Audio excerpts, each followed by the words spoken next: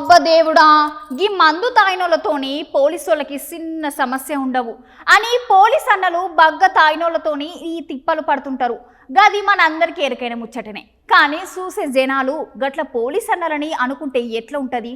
ఇగో బరాబర్ గిట్లనే ఉంటది. ఇది చూసిర్రా ఎవరు అనుకుంటుర్రా? అవును, మీరు చూస్తున్నది నిజమే.